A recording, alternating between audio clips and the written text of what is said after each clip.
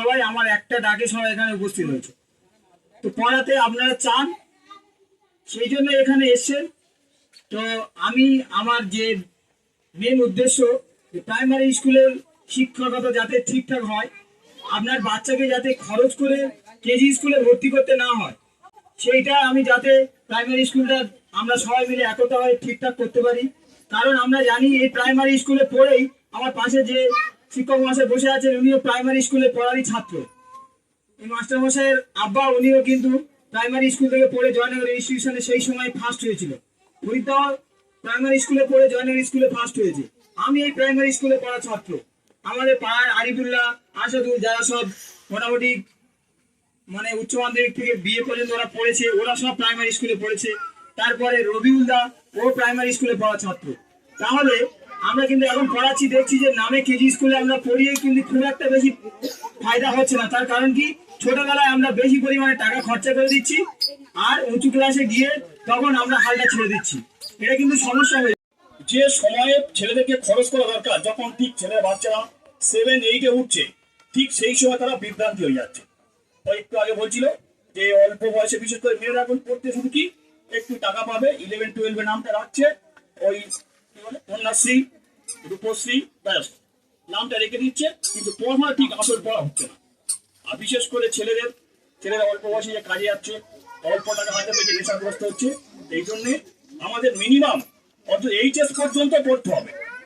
HS পর্যন্ত পড়লে মোটামুটি একটা শিক্ষা সম্পর্কে ধারণা হবে, মানুষের সঙ্গে চলা বা মানুষ যে আমাদের বিভ্রান্তি করার এ সম্পর্কে আমাদের মোটামুটি একটা জ্ঞান হবে। বলছিলাম যে বাচ্চারা যে পড়ছে তা কোনো একটা ঠিকঠাক ভাবে উত্তরও দিতে পারছে না, কোনো ঠিকঠাক উত্তর দিতে পারছে না, বা কোনো একটা রিডিং ভালোভাবে করতে পারছে না, বা কোনো রেগুলার স্কুলও যাচ্ছে না। কেন যাচ্ছে না? এগুলো যে দিদিমণিদের কর্তব্য সেগুলো বলার, সেগুলো কিছুই বলছে না। দিদিমণিরা যে গাইড করছে যে একটা স্টুডেন্ট যে কম নাম্বার পাচ্ছে, একটা খারাপ স্টুডেন্ট যে এত বেশি নাম্বার পাচ্ছে, নাম কি করে বেশি নাম্বার পায়, বা একটা স্টুডেন্ট যে লিখতে পারছে সে তাকে নাম্বার দিচ্ছে যে আমাদের প্রাইমারি স্কুলে দেখতে পাচ্ছে। বা দিদিমণিরা আসছে রেগুলার, কিন্তু কোনোদিন ভালোভাবে পড়াচ্ছে না, কোনো একটা কাজও দিচ্ছে না খাতা ঠিকভাবে। যে দিদিমণিরাদের কাছে গিয়ে বলবো সেটা কোনোদিন একটা মিটিংও ডাকছে না, যে গার্জেনদের ডেকে স্টুডেন্টরা কি বলবে, স্টুডেন্টের মারা কি বলছে না বলছে, সেগুলো দিদিমণিরা কোনোদিন গার্জেনদের কিছুই বলছে না।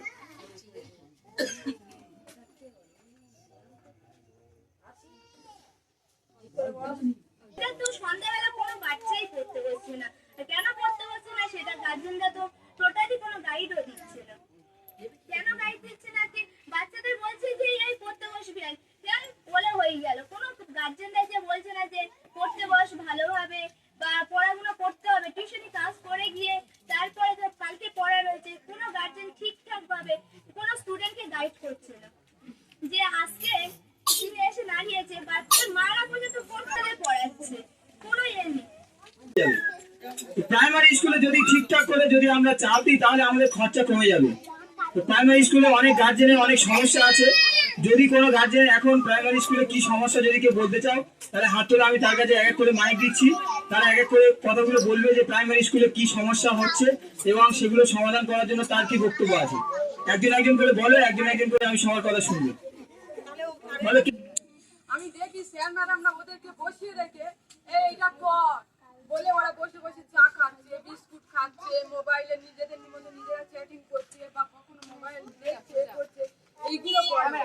আমি অনেকবার বলেছি, বলে তুমি আমাদের পিছনে পড়ে থাকতেন, এত গার্জেন আছে, এত একার ভিতরে পড়ে যায়।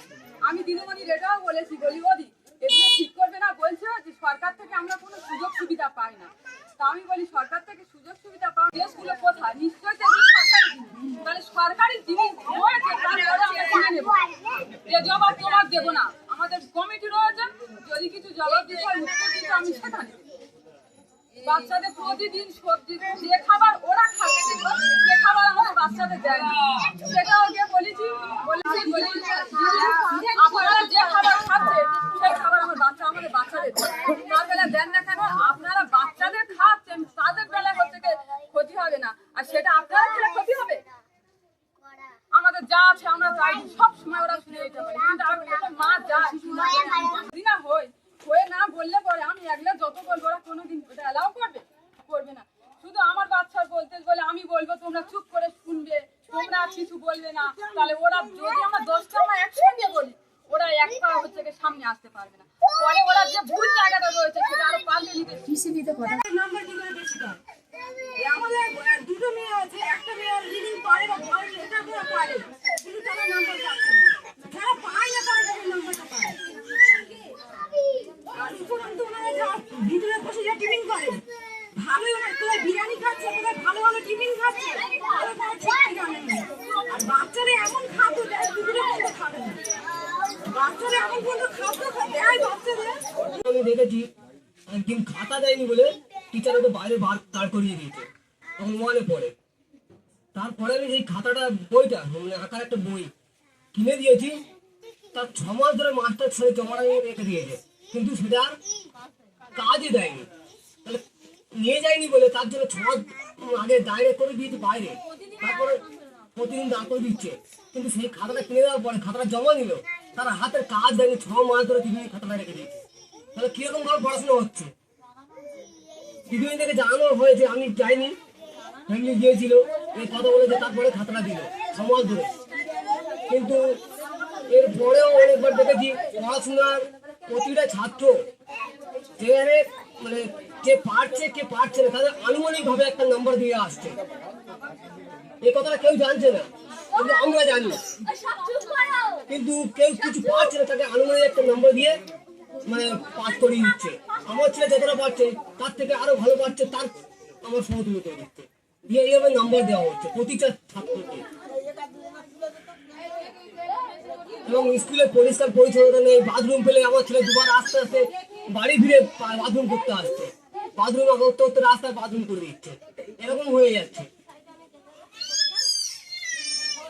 বাচ্চাদের খাওয়া দাওয়ার পক্ষে কোনো মানে সুস্বাদু খাবার বা কোনো কি মিড ডে মিল দিচ্ছে না দিচ্ছে এগুলো কোনো কিছু আমাদের খবর পাচ্ছি না, আমরা কিছু বুঝতেও পারছি না।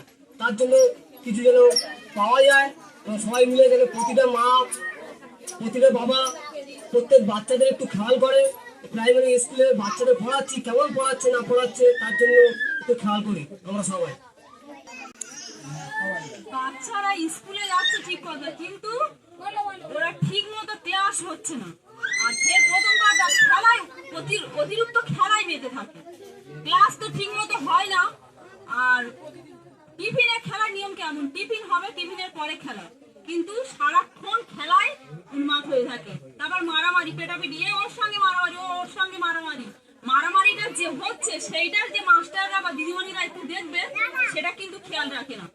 বা কি বলে, আমার বাচ্চার একদিন পায়খানা পেয়েছে, স্কুল থেকে স্যার ব্যাগ নিয়ে বাড়ি পাঠিয়ে দিয়েছে। আমাদের বাড়ি তো ওখান থেকে স্কুল থেকে কতটা লোক, টিফিন কেন্দ্রি হারিয়ে দিয়ে ওখানে রেখে স্যার বলেছে ধারণের কাছে দিয়ে যাও, টিফিন কেন্দ্রিটা ও সেও ধার নিয়ে যাবে। তারপরে সেই টিফিন কেন্দ্রি স্কুল থেকে হারিয়ে গিয়েছে, আমরা স্যারেদের কাছে গিয়েছি, বলছে আমরা জানি না কে নিয়েছে, কার কাছে বলবো, কি করে খোঁজ নিব, সেটাও দেখেনি। ফের কি বলে একদিন মেরেছে, এ কিছু করেনি, পরীক্ষার দিন মৌখিক পরীক্ষা একজন মেরেছে, মারলে ওর বাড়ি পাঠিয়ে কান ধরে দাঁড় করিয়েছে, অথচ ফের বাড়ি পাঠিয়েছে যে তোমার গার্জেনের ডেকে আনো, পরীক্ষা দিতে দেয়নি। আমি গিয়েছি, বলছি স্যার কি হয়েছে, বলছে না এরকম ও একজন আর মেরেছে। তা ওদের জিজ্ঞেস করলাম এই তুই কি করেছিস, ও বলছে আমি একটা জিনিস ফেলে দিয়েছি, ওটা আমার, আমি নিতে গিয়েছি, ও আমার নিতে দেয়নি, ও আমার মেরেছে। স্যারের আমি বলেছি, স্যার শুনেনি, স্যার ওটা না শুনে এ দোষ করেনি, এর মেরেছে, আমার ছেলের মেরেছে, কিন্তু তার কিছু বলেনি। অথচ পরীক্ষা দিতে দেয়নি, আমি সেই আমার ছোট বাচ্চা দেখে আমি ছুটে গিয়েছি, স্যারের বললাম, বললে তার জিজ্ঞেস করলে তুই ওটা তোর জিনিস, বললো না। কিন্তু এইগুলো কেন যে ঠিক মতো স্যারেরা দেখে না বা খেয়াল করে না সেটা একটু জানান, স্যারেদের একান্ত জরুরি। আমরা সবাই মিলে আবেদন করছি যে স্কুলের ক্লাস তো ঠিক মতো হয় না, পরীক্ষার দিন বাচ্চারা স্যারেরা মোবাইল দেখছে। তারপরে আমার ছেলে বা আর যারা আশেপাশে আছে যারা ভালো পারে, যারা কিছুই পারে না, তারা এদের সমতুল্য নাম্বার পেয়েছে, কিন্তু এরা কিভাবে নাম্বারটা পেয়েছে সেটা আমরা জানার চেষ্টা করি যে ছেলেরা ঠিক মতো নাম্বার মোবাইল কি বলে দেখা বন্ধ করে ওদের নাম্বারটা কিভাবে কি করে বেশি কম পাচ্ছে সেইটাও ওরা একটু চেষ্টা করি। এই খাওয়া দাওয়া বাচ্চারা যদি খায় তাহলে এদের কি হবে? এমনি তো অসুস্থ হয়ে যাবে বাচ্চারা। যার জন্য ওই 10টা মাস্টারের সবার মিলে যা মাইনে পায় একটা প্রাইমারি স্কুলের মাস্টারের তার থেকে বেশি মাইনে। একটা প্রাইমারি স্কুলের মাস্টারের মাইনে স্টার্ট হয় 38,000 টাকা, মানে 4 বছর 5 বছর গেলে 40-50,000 টাকা মাইনে পায়। সেই টাকাগুলো কিন্তু সব আমাদেরই টাকা। তুমি তোমার বাচ্চার বই কিনে দিচ্ছ, 100 টাকার বই কিনলে 18 টাকা সরকারকে দিচ্ছ। তুমি তোমার বাচ্চার কলম কিনে দিচ্ছ, খাতা কিনে দিচ্ছ, 500 টাকা কিনলে 80 টাকা তুমি সরকারকে দিচ্ছ। তেল কিনছো তার জিএসটি, সবকিছুতে জিএসটি দিচ্ছি আমরা। সেই টাকা সরকার ঘুরিয়ে মাস্টারদের মাইনে দিচ্ছে কেন? কারণ হচ্ছে কি সরকারে যাতে আমাদের বাচ্চাগুলো মানুষ হয়। তাহলে ফের কেন আমরা টাকা খরচা করে কেজি স্কুলে ভর্তি করাবো বাচ্চাদের? কেন আবার আমরা কেজি স্কুলে আবার টাকা দেবো? আর কেজি স্কুলে মাস্টারদের কোয়ালিটি থেকে কিন্তু এদের কোয়ালিটি বেশি। এরা সবাই বিএ পাস, কেউ এমএ পাস, তারপরে ডিএলএড করা। কেজি স্কুলের মাস্টাররা কি পাস? মাধ্যমিক পাস, উচ্চ মাধ্যমিক পাস। কিন্তু তাদের কিন্তু হচ্ছে আর এখানে কেন হচ্ছে না? এইটা হচ্ছে কি আমরা ঠিকঠাক পড়াতে পারছি না। তাহলে প্রিয়াঙ্কাও রাজি আছে, আমিও রাজি আছি, আরো আমাদের পাড়ার যারা শিক্ষিত ছেলে সবাই রাজি আছে। আমরা গিয়ে স্কুলে ফ্রিতে পড়াতে রাজি আছি। আমাদেরকে সুযোগ যদি দেয় তাহলে আমরা গিয়ে ফ্রিতে স্কুলে পড়াবো। 3 দিন করে 2 দিন করে আমরা গিয়ে পড়াবো। এই সুযোগটা যদি দেয় তাহলে আমরা গিয়ে পড়াবো। এছাড়া এই যে স্কুলের মাস্টারগুলো ঠিকঠাক টাইমে আসছে কিনা, সবচেয়ে বড় কথা বাড়িতে কাজ দেয় কিনা। কেজি স্কুলে মাস্টারদের যদি যোগ্যতা কম হলেও তারা কিন্তু বাচ্চাদের প্রতিদিন কাজ দেয়, প্রতিদিন কাজটা বুঝে নেয়। এই যে আমরা সবাই বলছি বাচ্চারা রাতের বেলা পড়াশোনা করে না, স্কুলে হয় কিন্তু প্রত্যেকটা বাচ্চা করবে। স্কুলে কাজ দেয় না এই কারণে, কারণ ওদের আবার কাজগুলো দেখতে হবে, ওই জন্য ওরা কাজ দিচ্ছে। স্কুল ভালো করে পড়ায় এই কারণে, এবছর ভালো শেখালে পরের বছর আরো ছেলে মেয়ে আসবে আমাদের কাছে। কিন্তু এরা কেন পড়ায় না? কারণ তোমার ছেলে মেয়ে যা করে হয় হোক, আমার কিছু যায় আসে না। আমার ব্যাংকে প্রতি মাস গেলে 50,000 টাকা করে ঢুকে যাচ্ছে। তাহলে এই হিসাব কিন্তু আমাদের নিতে হবে। তো তার জন্য আমি একটা আবেদন জানিয়েছি। আবেদন আমি জানাবো যে স্কুলে প্রতি বছর জানুয়ারি মাসে প্রথমে গার্জেন মিটিং ডাকতে বাধ্য হয়, আর ওই মিটিংয়ে আমরা সবাই যাব একসঙ্গে। গিয়ে আমি যেটা লিখেছি তোমরা দেখো, যে আমি বলেছি যে আমরা নিচে স্বাক্ষরকারী অভিভাবক জানাচ্ছি যে আমরা আমাদের এলাকার শিশুদের প্রাথমিক শিক্ষা ও পড়াশোনার উন্নতির বিষয়ে আলোচনা ও গঠনমূলক উদ্যোগের পক্ষে সম্মতি জানাচ্ছি।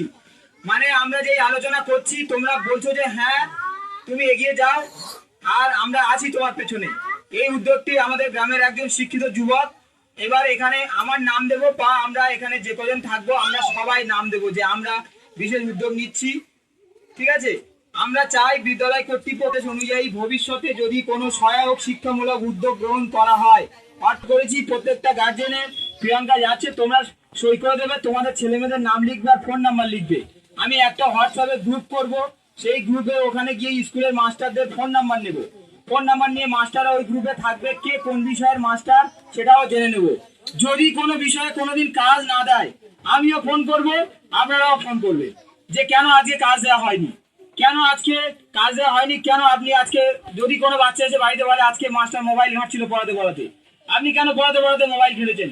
ভয় পাবেন না যে আমার বাচ্চার উপরে প্রেসার ক্রিয়েট করবে। একটা বাচ্চার গায়ে যদি একটা আঁচড় লাগে আমি আছি, কোনো আইন নেই যে একটা বাচ্চার গায়ে হাত তুলবে মাস্টাররা। শিক্ষায় আমি নিজে বিএড ট্রেনিং নিয়েছি, আমাদেরও শেখানো হয়েছে একটা বাচ্চা যদি ব্যর্থ হয় তাহলে সেটা দায় তার মাস্টারের, সম্পূর্ণ মাস্টারই তার দায় নিতে হবে। গার্জেনরা অভিভাবকরা তারা শুধু দেখবে পড়াশোনা কিভাবে হচ্ছে। গার্জেনরা আর কত কি করবে? আগে তো টিউশন দিত না, শুধু স্কুলে পড়েই তো হয়ে যেত। এখন স্কুলে যাচ্ছে, আবার টিউশনে সব ছেলেমেয়েরা টিউশন পড়ছে, তারপরেও কেন হবে না? বাপ মারা শিক্ষিত নয়, তাই তারা কি করছে? অল্প টাকা দিয়ে হলেও পাশে কে টিউশন পড়াচ্ছে সেখানে পাঠাচ্ছে। তাহলে তারা আর কি করতে পারে? গার্জেনদের কোথায় দোষ আছে? মাস্টাররা ঠিকঠাক নেই, মাস্টারদের সমস্যা রয়েছে। সরকার কিন্তু সব সুযোগ সুবিধা দিচ্ছে, সরকার সব দিচ্ছে। এখন স্কুলে বই কিনতে হয় না। আর যে ভর্তির ফিটার কথা বলছো, দেখো অল্প টাকা হয়তো ভর্তি ফি নিচ্ছে, কেনা বই যদি দেয় তার জন্য যদি কিছু টাকা নেয় নিগে। একটা ছেলে কেজি স্কুলে পড়লে তার প্রতি মাসে টাকা পে করতে হচ্ছে। তো কিছু কেজি স্কুলে বই কেনার জন্য কি নিচ্ছে নিক, কিন্তু সেই বইটা যেন পড়ায়, সেই বইটা পড়ানো হয় না। আমি গত বছর পড়িয়েছি ক্লাস 4-এর জিকে বই, কোনোদিন পড়া দেয়নি। পরীক্ষার সময় শুধু বলে দেবে এখান থেকে এতদূর পরীক্ষা আর পড়া নেবে। তাহলে প্রতিদিন যেন যে বই কটা কেনাবে সেগুলো যেন পড়ানো হয় এবং রুটিন নেব। যদি কোনো মাস্টার ক্লাস না করে সেদিন তার ধরবো। মাস্টারদের নিয়ম হলো 4টের সময় ছুটি হবে, 4:30 স্কুল থেকে বেরোবে। 4:30 আগে যদি মাস্টাররা চলে যায়, যদি রাস্তাঘাটে কেউ দেখতে পায় তাহলে বলবে মাস্টার আজকে কেন আপনি আগে চলে যাচ্ছেন। এগুলো আমাদের সব করতে হবে। কেউ ভয় পেলে চলবে না যে আমার ভালো পারবে তার নাম্বার, তাকে কেউ আটকানোর ক্ষমতা নেই। তো প্রিয়াঙ্কা সবার কাছে যাচ্ছে, গার্জেনদের, যারা যারা গার্জেন আছো তারা একটু সই করে দাও। বাচ্চারা কেন স্কুল ছেড়ে দিচ্ছে? কারণ ওরা পাচ্ছে না, অঙ্কটা তো পাচ্ছে না, প্রতিদিন গিয়ে মাস্টারের কাছে মার খাচ্ছে, প্রতিদিন গিয়ে টিউশনি বকা খাচ্ছে। তাহলে সে কি করে পড়াশোনা করবে? একদিন তো তার মনে হবে যে ছেড়ে দিয়ে ওর থেকে কাজ করি ভালো, ওর থেকে মোবাইলে গেম খেলবো ভালো। আর যে ভালো পাচ্ছে সে কিন্তু পড়াশোনা ধরে রাখছে, কারণ তাকে মাস্টার ভালো বলছে, তার বাবা মার কাছে সে ভালো হচ্ছে, সবার কাছে ভালো হচ্ছে, আর তোমরা খরচ করতে উৎসাহ পাচ্ছ। তাহলে প্রাইমারি স্কুলে যদি ঠিক করা যায় তাহলে সব ঠিক হয়ে যাবে। আমি এবারে এমন একটা চাইছি যে এমন ভাবে ঠিক করতে যাতে পরের বছর প্রায় কেজি স্কুল থেকে বাচ্চাগুলোকে ছাড়িয়ে সবাই বলে যে প্রাইমারি স্কুলে ভর্তি করবে। প্রাইমারি স্কুলে বেশি ভালো হচ্ছে। তো এই বিষয়ে দেখো আমি কিছু প্রশ্ন লিখেছি। তো এই প্রশ্নগুলো ছাড়াও আরো অনেক প্রশ্ন রয়েছে। এই প্রশ্নগুলো গিয়ে আমরা ওখানে মাস্টারকে মোটামুটি এই যে আমাদের উদ্যোগটা, আমি বলতে বলতে অন্যদিকে চলে গেলাম যে কেন আমি উদ্যোগটা নিলাম। এই কদিন আগে এসব ছিল না, একটা ফোরের বাচ্চা ওটা পারতো যদি সে ভালো করে পড়াশোনা শিখতো। কিন্তু আমরা কি করলাম না, আমার বাড়িতে ভিড়, এবার আমার একলার পক্ষে তো সম্ভব নয়। আমি এবার অনেককে ফিরিয়ে দিতে বাধ্য হচ্ছি, কারো করে দিয়েছি, কারো করে দিতে পারিনি। এবার এইভাবে আমাদের উপরে রাগ করে যায় যে এরা শিক্ষিত ছেলে, আমাদের অ্যাটিটিউডটা বেশি, একটু শুধু ফিরিয়ে দিচ্ছে আমাদেরকে কথা শুনছে না। কিন্তু ব্যাপারটা হলো যে একলার পক্ষে তো সম্ভব নয়। তো আমরা যদি সবাই চেষ্টা করি তাহলে 1-2 বছরের মধ্যে ওই রকম এসআইআর এর ফর্ম বলো আর মোবাইলের একটা জিনিস দেখো, আমি রাস্তা দিয়ে যাচ্ছি, হঠাৎ মোবাইলের সামনে একটা মেসেজ বলছে যে পড়ে দাও, তা পড়ে দিলাম। মোবাইলে কোথায় কাল একটা বললো যে আমার ফোন পে টাকা কেটে নিচ্ছে, কেন দেখো তো, দেখলাম যে অটো পে চালু হয়ে আছে। এইগুলো তো বাচ্চাদেরকে শেখাতে হবে। স্কুলের কমিটি এবং মাস্টারদের সাহায্য করবো। আমরা ওদেরকে গিয়ে আঙুল তুলবো না বা ওদেরকে গালাগালি করবো না, কারণ ওরা কিন্তু শিক্ষক, ওরা যথেষ্ট কষ্ট করে চাকরিটা পেয়েছে, ওদেরকে সম্মান জানাতে হবে এবং যাতে ওরা ওদের কর্তব্য পালন করে সেটুকু শুধু আমরা গিয়ে রিকোয়েস্ট করবো। আমরা রিকোয়েস্ট করলে সবাই মিলে গিয়ে যখন রিকোয়েস্ট করবো না, সেটা তখন বিরাট শক্তিতে পরিণত হবে। আর একজন যে যাবে একজন, তাকে কিন্তু আওয়াজটা বন্ধ করে দেবে। তো আমিও যাব, তোমরা সবাই, আমি চাইবো যে সবাই যেন সেদিন থাকে, যেদিন মিটিং হবে সবাই যাবে, সবাই মিলে। তাছাড়া যদিও না যাও, এই যে আমি সই করে নিচ্ছি, আশা করি এরও একটা প্রভাব পড়বে মাস্টারদের উপর, যে এত গার্জেন এই কথাগুলো সবাই সাপোর্ট করেছে। হয়তো ভাবছো আমি গার্জেন না, আমার ছেলে মেয়ে তো কেজি স্কুলে পড়ে। তোমরাও সই করো, কারণ তোমার ছেলে মেয়ে আজকে পড়ে না কালকে পড়বে। যারা এমনি নর্মাল তারা তাদের ছেলে মেয়েদের নাম লিখতে হবে না, তারা শুধু এমনি স্বাক্ষর করে দাও, কারণ এখানে সবাই অভিভাবক, সবার ছেলে মেয়ে রয়েছে, সবার ছেলে মেয়ে প্রাইমারি স্কুলে পড়ে। তো এই বলে মোটামুটি আমরা আমাদের আজকের মতো সবার শেষ করব।